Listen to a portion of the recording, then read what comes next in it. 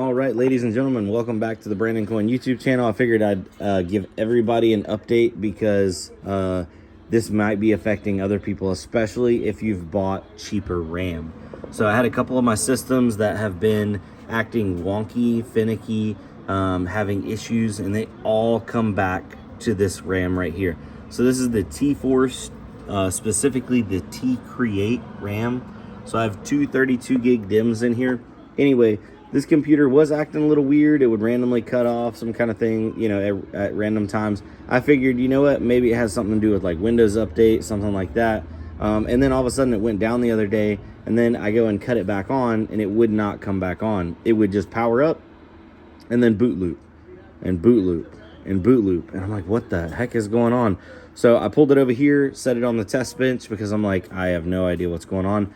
And I remember talking to Aragorn Strider over in the Discord, and he's like, man, I've had a lot of issues with reseating RAM lately. So the first thing I did is I pulled those sticks out, just gave them a quick little dusting, slopped them back in there. They weren't dusty by any means. Don't think it is. This system, I haven't even cleaned it yet. There's a little spider web right there, but it's not even that dirty. Not for it running in a garage for the last couple months straight. I reseated it, and then it boots up completely fine. Now, my systems that I'm running my Samsung RAM in have not had this issue, but I have two other systems with the cheap, or I say it's cheap, but it's still expensive to buy this RAM.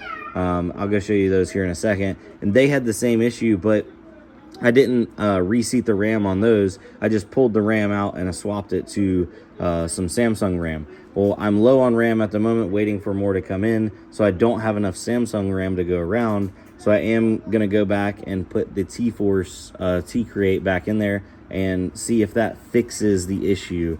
So we'll grab those here in a second, but this system seems to be running fine.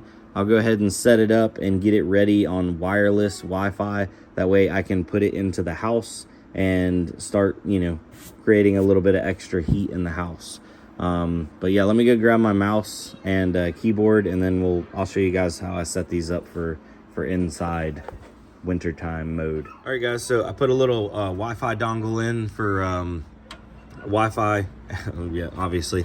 I quit cheaping out on the Wi-Fi dongles. The super cheap Wi-Fi dongles always have problems. I suggest some of the at least AC600, TP-Link, or the Asus or also make decent ones. I have Wi-Fi 6 on my router, so a Wi-Fi 6 enabled is even better. Also got my little handy dandy keyboard right here. People were asking about this on a previous video.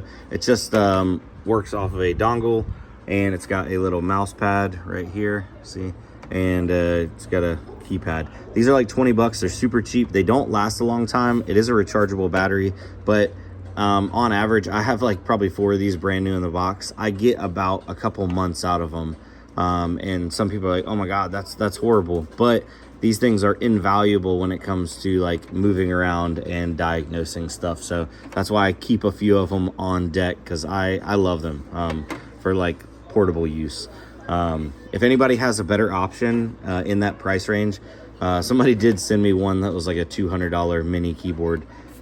And at that point, it just doesn't make sense. Regardless, though, so the system is on Wi-Fi now. It's got a 12-core Xeon in it, 12 cores, 24 threads, 64 gigs of RAM, which I'm actually thinking about. It has those two 32 gig sticks. I'm thinking about adding an 8 gig DIMM with those two 32 gig sticks, because I have heard that there are some workloads that require 60 gigabytes of RAM. And just running Windows, it's running 4.6. So there's not 60 gigabytes available. If I threw another 8 gig stick in there on top of it, there would be 60 gigs available. And maybe that would enable me to grab some of those additional workloads that people that are only running 64 gigs are not able to grab. So I am going to power the system down. We'll throw that RAM in there. Then I'll get it turned all back on, fully updated, make sure we're good on that end, make sure remote desktop is working, and then we'll go move it inside. All right, guys, so what's the chances my wife won't notice I slid this couch off the wall a little bit? Or a lot of bit. There's a bunch of toys back there. So airflow wise, this will be fine because I have the top exhausting and the front is intaking. So it'll intake air and then exhaust it up, which actually will just push heat up into my living room. And so I could put one unit right here and put another one over there. I got a plug over there as well. I don't think I'll slide that in off the wall. I'll keep that end up against the wall, but yeah, what's the chances? Hold on, let me look back. Like, if you step back, is it even noticeable? We'll see. I'll report back in the future, but let's go ahead and get this bad boy powered up. This is where the dog sleeps too, so that'll be just great, sucking in and all that that nonsense. Let's see here. Boom. Oh, I need a HDMI dummy plug. Now let's turn the lights off. Give me the best chance for it going incognito. All right, so I'm remoted in now. I'm back in my office, but this system looks like it's downloading a container. As you can see, she's downloading 100 megabits a second, and we have VM mem open. So it has not loaded into RAM yet.